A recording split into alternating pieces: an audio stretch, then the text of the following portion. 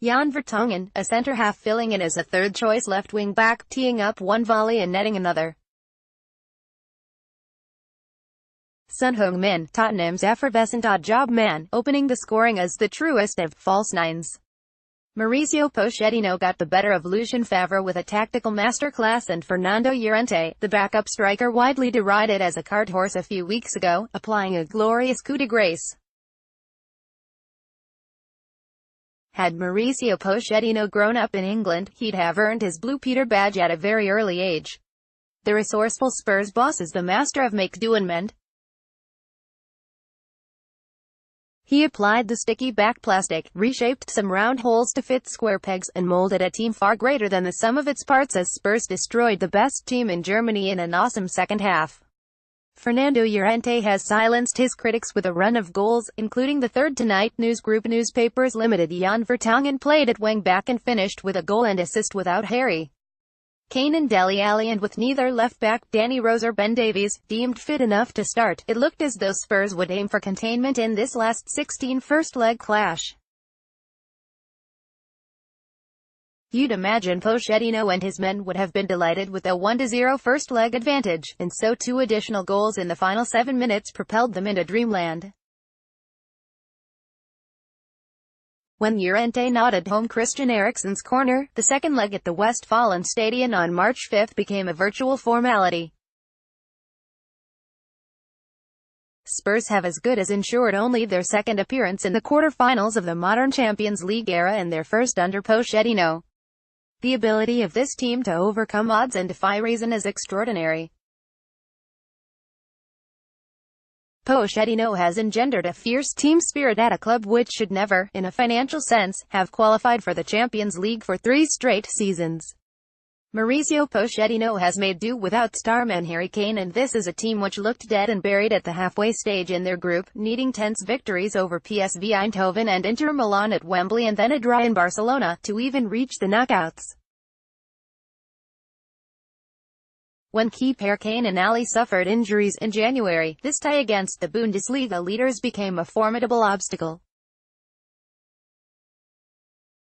Spurs had looked naive when they were mugged by Juventus here at the same stage last season, but they have done a lot of growing up since. And while they are still often described as a young team, Spurs have plenty of big match experience these days. A World Cup winning captain, Hugo Lloris, in goal, the canny Vertonghen and Toby Alderweireld in defense alongside Serge Aurier, with plenty of Champions League pedigree at Paris Saint-Germain.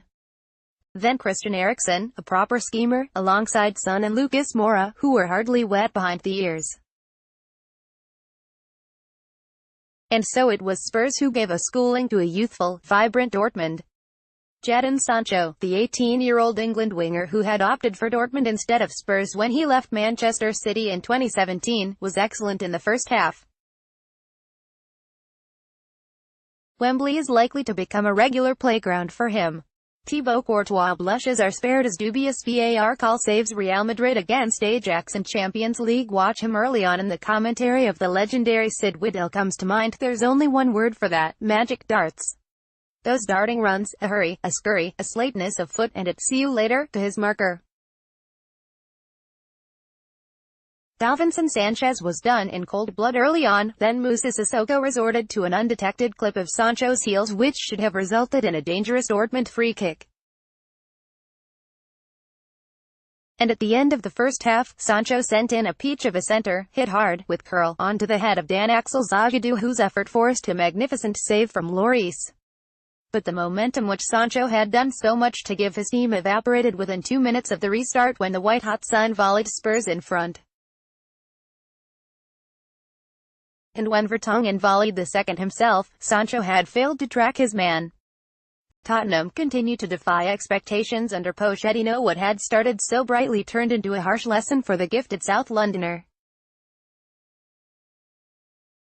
On the opposite flank, Christian Pulisic, who has agreed a £58 million move to Chelsea next season, faded badly after forcing an early save from Lloris.